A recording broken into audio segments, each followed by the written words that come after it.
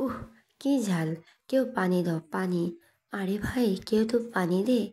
আহ আহ আহ আহ! কেউ পানি দে রে বাল!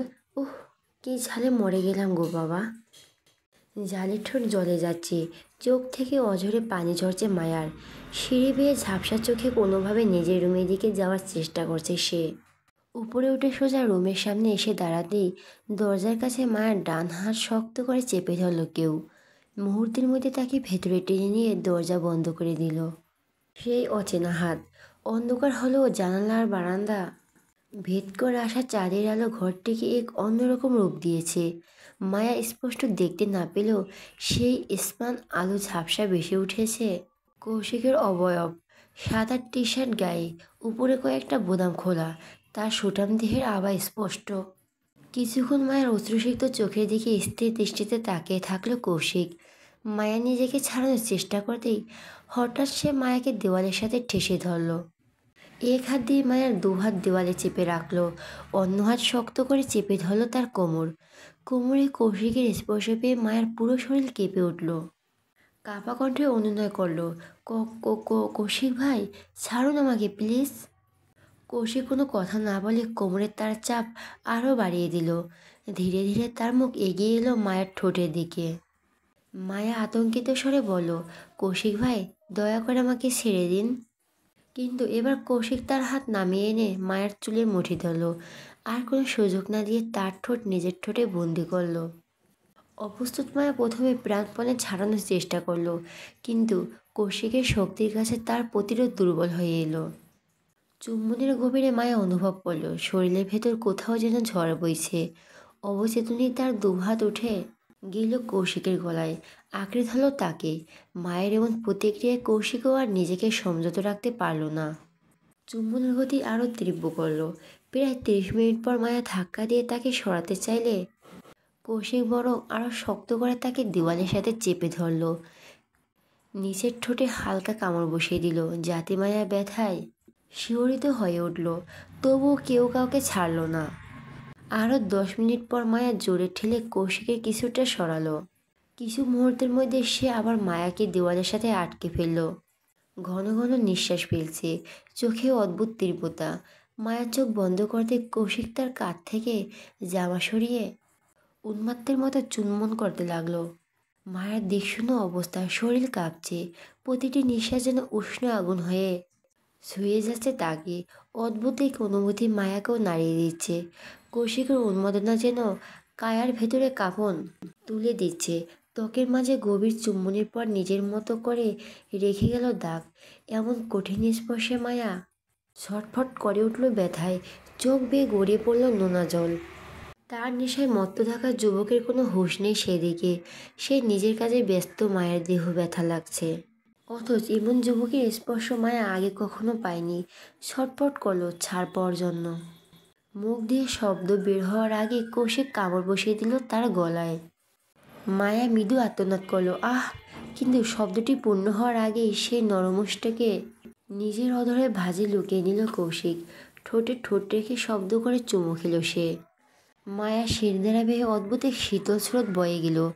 থ মেরে দাঁড়িয়ে রইল মেয়েটা। কৌশিক তার ঠোঁটে ঠোঁট আর কপালে কপাল ঠেকিয়ে জোরে জোরে শ্বাস নিতে লাগলো। কিছুক্ষণ নীরবতা বিরাজ করলো, তারপর কৌশিকের ঘোর লাগা কণ্ঠে বাজলো মায়ার কানে, আমার অজানা প্রেমের নাম তুই, আমার আমরণ তৃষ্ণা নিবারণের কারণ তুই, আমার নেশা তুই, আমার জান তুই। এমন সময় বাইরে থেকে কারো কণ্ঠ ভেসে এলো, কৌশিক ভাই, ও কৌশিক ভাই। দরজার বাইরে সেই ডাক শুনে মায়া হকচকিয়ে গেল। তড়িঘড়ি জামা ঠিক করতে কৌশিক তার মুখ চেপে ধরে গম্ভীর স্বরে বলল, এখন বাইরে যাবি না, আগে আমি যাব, তারপর ডাকলে তুই নামবি। মায়া ধীরে মাথা নাড়ল। কৌশিক কিছু না বলে আবারও তার ঠোঁটে একটা চুমু এঁকে দিল।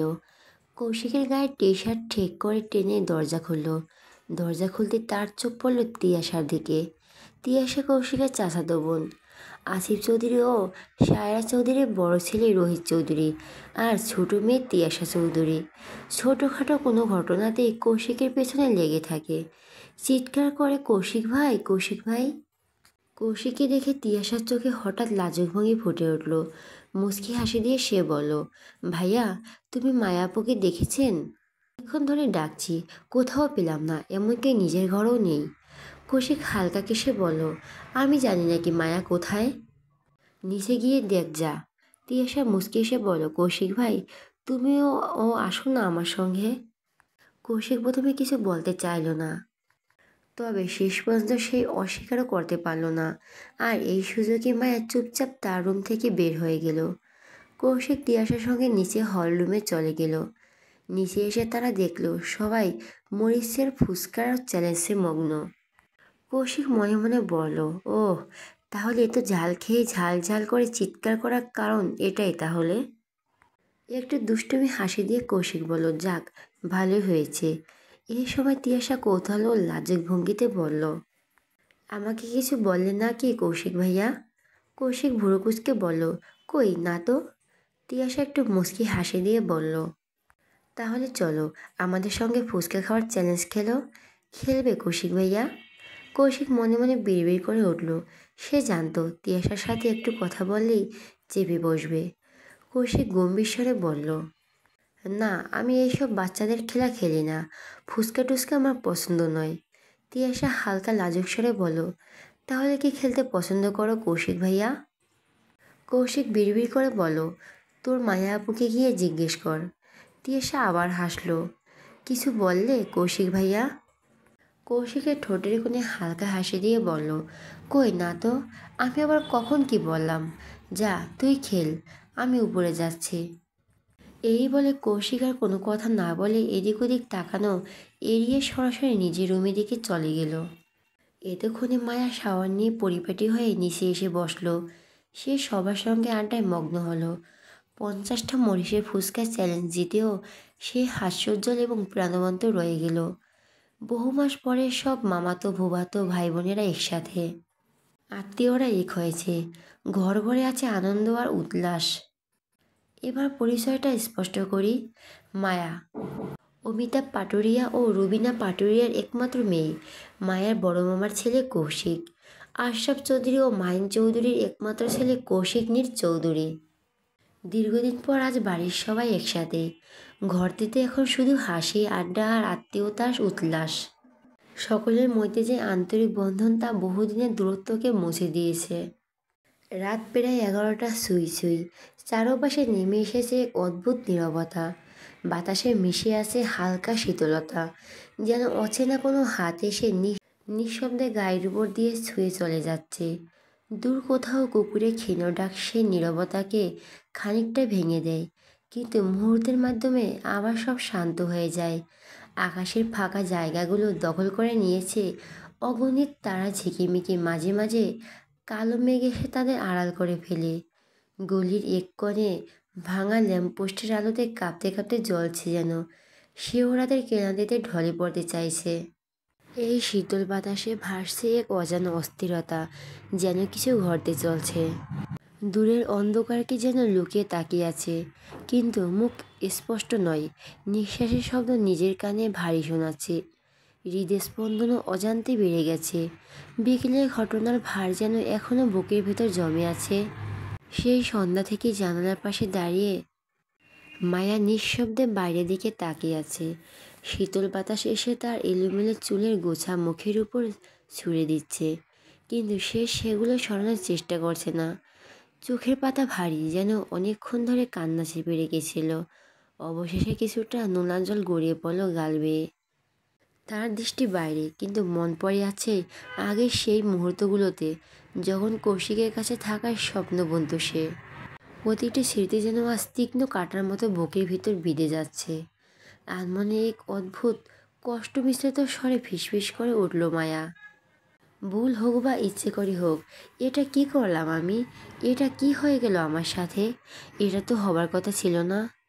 কেন বারবার আপনি আমার পরীক্ষার মাঝে ফেলান কৌশিক ভাই? আমি তো সবসময় আপনার কাছে থাকতে চেয়েছিলাম, তখন আপনি আমাকে চাননি, অবহেলা করেছেন প্রতি মুহূর্তে।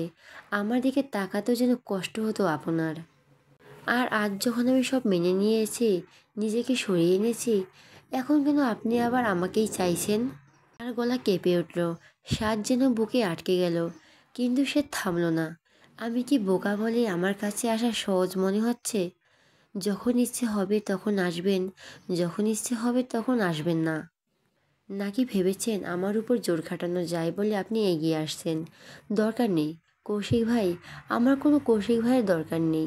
আমি এমন কাউকে চাই না আমার জীবনে। শেষ কথাটা বলে মায়া কান্নায় ভেঙে পড়ল। চোখের জল আর শব্দহীন কান্না একসাথে মিলেমিশে ঘরের ভেতরে এক অদ্ভুত নিস্তব্ধতা তৈরি করলো। বাইরের অন্ধকার গাঢ় হয়ে জানালা দিয়ে ঢুকে পড়ল ঘরের কোণে, যেন তার নিঃসঙ্গতার সাক্ষী হয়েই দাঁড়ালো। রাতের শীতল হাওয়া পর্দা দুলিয়ে তার চোখের জলে ভেজা মুছে ছুঁয়ে গেল এক স্পর্শ সান্ত্বনা ছিল না, ছিল শুধু শূন্যতার ঠান্ডা ছোঁয়া। মায়া জানালার পাশে দাঁড়িয়েছিল। বাইরের স্নান আলোয় চারপাশ কেমন যেন অস্পষ্ট লাগছিল। ঠিক সেই সময় অপ্রত্যাশিতভাবে তার কোমরে অনুভূতি হলো এক দীন হাতের স্পর্শ। মায়ের বুকের ভেতর ধক করে উঠল। শরীরের রক্ত যেন মুহূর্তে বরফ জমে গেল। আতঙ্ক আর কৌতূহলের মিশ্র অনুভূতিকে ধীরে ধীরে পিছন ফিরতে তার দৃষ্টি আটকে গেল কৌশিককে দেখে।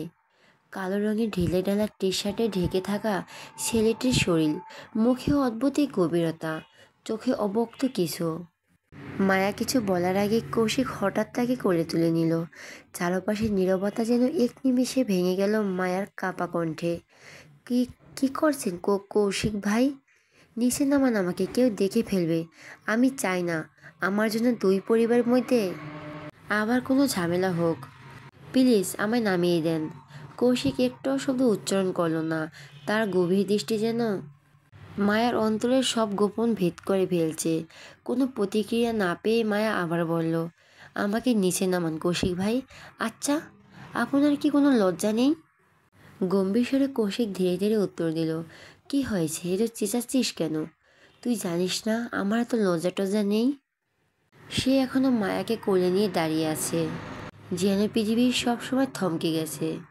মায়া বিরক্ত হয়ে বলে উঠল, আশ্চর্য, আমি কি করে জানবো কে হন আপনি আমার?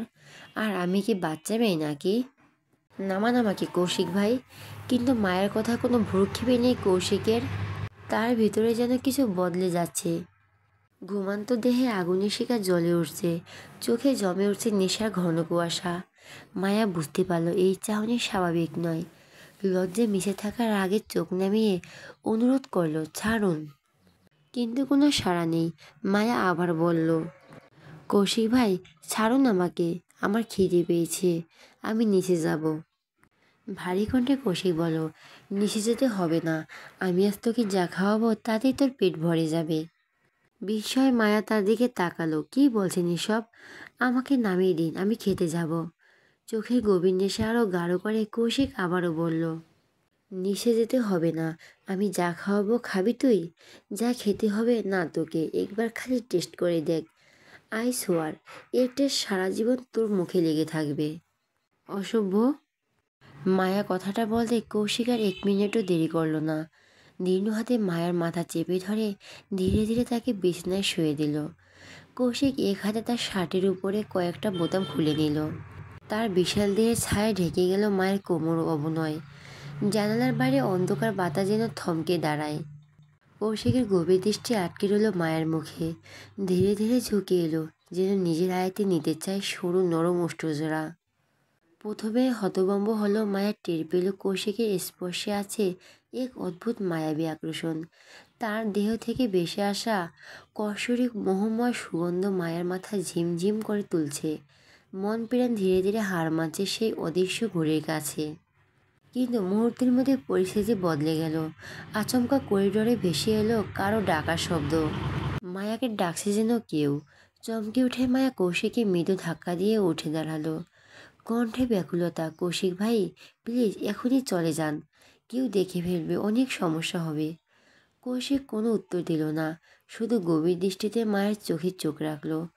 পর মুহূর্তে এক হাতে তার কোমর জড়িয়ে টেনে নিল নিজের বুকের কাছে। অপ্রস্তুত মায়া প্রতিরোধ করার আগেই কৌশিক নিজের ঠোঁট মায়ের ঠোঁটে এঁটে দিল দীর্ঘ দাবিদার এক চুম্বন। চুম্বনের গভীরে হঠাৎই আস্তে করে মায়ের ঠোঁটে দাঁত বসিয়ে দিল সে, যেন অধিকার ঘোষণা করে দিল নীরবে। ব্যথা আর শিহরণে মায়ের গলা থেকে চাপা এক নিঃশ্বাস বেরোলো। চিৎকার দিতে চেয়েও পারল না। কষ্টে ও লজ্জায় মৃদু ধাক্কা দিয়ে কৌশিককে সরিয়ে দিল মায়া। কৌশিক এবার কিছু বলল না, শুধু চোখে এক রহস্যময় দৃষ্টি আর ঠোঁটে এক চটজলদি মুচকি হাসি রেখে সোজা ঘর থেকে বেরিয়ে গেল। তার চলে যাওয়া যেন ঘরটাতে আরও নিস্তব্ধ করে তুলল। মায়া গভীর শ্বাস নিয়ে এলোমেলো চুল ঠিক করলো। ধীরে ধীরে গিয়ে জানালার পাশে বসলো। বাইরে তাকালো এক অজানা শূন্যতার দিকে। ঠিক তখনই বাইরে থেকে আবার ভেসে এলো সেই ডাক, মায়া, মায়া। এবারে ডাকে ছিল এক ধরনের তাড়া। হঠাৎ রুমের দরজা খুলে ভেতরে প্রবেশ করলেন রুবিনা পাটোয়ারি। হকচকে উঠে দাঁড়ালো মায়া। তড়িঘড়ি করে চোখ মুছে পিছনে ফিরল, বলল, মা, তুমি এখানে? রুবিনা পাটোয়ারির কপালে ভাঁজ পড়ল। কড়াসড়া বললেন, এভাবে জানালার পাশে মেঝেতে বসেছিলি কেন মায়া? মায়া কোনো উত্তর দিল না, শুধু নিচের দিকে তাকিয়ে রইল। হঠাৎ যেন কিছু খেয়াল করে এগিয়ে এলেন রুবিনা পাটোয়ারি। ঠোঁটে চোট পেলে কিভাবে? মায়া আবার একটু ভয়ে কেঁপে উঠল, তোতলাতে লাগলো। আসলে। ভুরু আরও কুঁচকে উঠে রুবিনা পাটোয়ারির। বললেন, কি আসলে আসলে করছো? বলো, চোট পেলে কিভাবে? মায়া এবার এক মুহূর্ত চোখ নামিয়ে নিয়ে ধীরে বলল, আসলে মা, শোকেস থেকে চামচ নিতে গিয়ে একটা কাঁটা চামচ ঠোঁটের কোণা লেগে গিয়েছিল, সেখান থেকে চোটটা লেগেছে। রুবিনা পাটোয়ারি এক দীর্ঘ নিঃশ্বাস ফেলে বললেন, একটু দেখে শুনে তো কাজ করবে, এখন চলো খেয়ে নাও। মায়া মাথা নাড়িয়ে বলল, না মা, আমার খিদে নেই। সঙ্গে সঙ্গে রুবিনা পাটোয়ারির কণ্ঠে কঠোরতা নেমে এলো, এ তো কথা আমার পছন্দ নয়, আর এক্ষুনি আমার সাথে চলো, সবাই তোমার জন্য অপেক্ষা করছে, সবাই একসাথে খাবে বলে। মায়া জানতো তার মায়ের সঙ্গে তর্ক করার অর্থ শুধু পরিস্থিতি আরও খারাপ করা, তাই কোনো কথা না বলে মুখে এক নিঃশব্দ ক্লান্তি নিয়ে মায়ের সঙ্গে বেরিয়ে গেল নিচে যাওয়ার উদ্দেশ্যে। রাত 11:50। বাড়ির সবাই ডাইনিং টেবিলে খেতে ব্যস্ত। কৌশিকের ঠিক মুখোমুখি চেয়ারে বসে মাথা নিচু করে চুপচাপ খাচ্ছে মায়া। কৌশিক খাবারের ফাঁকেই এক বুড়ো সামান্য উঁচু করে এক নাগাড়ে তাকিয়ে আছে মায়ের দিকে। মায়া টের পেয়েই অস্থিরভাবে নড়েচড়ে বসলো। খাবার মুখে দিচ্ছে খুব আস্তে আস্তে, যেন ঠোঁটের কোণের আঘাতের জায়গা তর্কের ঝোল না লাগে। কৌশিকের চোখ যেমন কেমন যেন দুষ্টু হাসি খেলে গেল। মিটমিটে হেসে তাকিয়ে রইল মায়ের দিকে। ডাইনিং টেবিলে নিস্তব্ধতা, চারপাশ সবাই খাবারে মনোযোগী, কিন্তু সেই ভিড়ে কেবল দুই জোড়া চোখে খেলা হচ্ছে। কারো চোখে ফুটে উঠছে প্রেম, তো কারো চোখে ধরা দিচ্ছে রাগ। সেই ভিড়ে হঠাৎই মায়া নড়েচড়ে বসলো। তার চোখে বিরক্তির ঝলক। চোখের ইশারায় কৌশিকের প্রশ্ন ছুড়ে দিল সে, খাবার খাচ্ছেন তো খাবার খান, কিন্তু আমার দিকে এভাবে অসবর মতো তাকিয়ে আছেন কেন? কৌশিক চৌধুরী। কৌশিক সামনের চেয়ারটাতে বসে আছে, চামচ হাতে খাবার মুখে তুলছে বটে, কিন্তু তার দৃষ্টি একটু সরে যাচ্ছে না, যেন চোখের ভেতর অদৃশ্য শালাকা বেঁধে গিয়ে মায়াকে বেঁধে রেখেছে। সেই তীক্ষ্ণ দৃষ্টি এতটা স্থির যে মায়া চাইলেও এড়িয়ে যেতে পারল না। মুহূর্তের মধ্যে মায়ার চোখে অজানা ভাষা পড়ে ফেলল কৌশিক। ঠোঁটে ফিসফিসিয়ে নিজের মনে বিড়বিড়ি করে উঠল সে, ওরে আমার জঙ্গলি মেয়েও, একদম জঙ্গলি মেয়েও, এর মতো দৃষ্টি তোর না। না, জঙ্গলি মেয়ের থেকেও ভয়ঙ্কর তোর দৃষ্টি। চোখ দিয়ে রাগ ঝাড়লে নাকি আমার বুকের ভিতরটা ঝাড়ছে। শুধু চোখের ইশারায় রাগ দেখিয়ে তুই আমার মনকে ঘায়েল করে দিলি। রাগে যখন তোর চোখ জ্বলে ওঠে, কি অদ্ভুত সুন্দরী না দেখতে লাগে তোকে। যে নারীর চোখে তো ভয়ঙ্কর রকমের সুন্দর, আর যার দৃষ্টির তীক্ষ্ণতা যেন ছুরির ধারকেও হার মানায়, সেই নারী নিঃসন্দেহে একজন জন্মগত দক্ষ খুনী। খুব শিগগিরই আমি তোর সেই চোখের তীক্ষ্ণ আগুনে দগ্ধ হব। আহ, কি সর্বনাশী চোখ তোর! মনে হচ্ছে এক্ষুনি তোর ওই একজোড়া চোখের আগুন শিখায় নিজেকে জ্বালিয়ে ছারখার করে দেই। আমার জঙ্গলি মেয়েও, আমাকে চোখ দিয়ে ঘায়েল করা হচ্ছে, দাঁড়া, এখনই তোকে দেখাচ্ছি মজা। এই বলে কৌশিকের ঠোঁটের কোণে দুষ্টামি ভরা এক চিলতে হাসি ফুটে উঠল। তারপর ধীরে ধীরে বাম চোখের ভুরুটি খানিকটা উঁচু করে মায়ের দিকে ছুড়ে দিল। এক অদ্ভুত ইশারা। মুহূর্তের জন্য মায়ের বুক ধপ করে উঠল। কৌশিকের সেই ইশারা যেন বিদ্যুৎ খেয়ে গেল তার শরীর। চোখে মুখে অপ্রস্তুত এক ঝড় বয়ে গেল। কৌশিকের দৃষ্টি সামলাতে না পেরে খাবারের দিকে মন দিল সে, কিন্তু ঠিক তখনই হাত কেঁপে উঠল তার। অন্নমনে ঝাল তরকারি একটুকরো মুখে তুলে নিতেই পরক্ষণে বুক চিরে বেরিয়ে এলো খুসখুসে কাশির শব্দ। ঝালের তীব্রতা নেমে গেল সারা শরীর, ঠোঁটের কাটা জায়গায়। মুহূর্তে যন্ত্রণার শরীর কাঁপিয়ে দিল। কাঁপতে থাকা হাত দিয়ে ঠোঁট আঁকড়ে ধরল মায়া। চোখের জল চলে এলো অজান্তেই।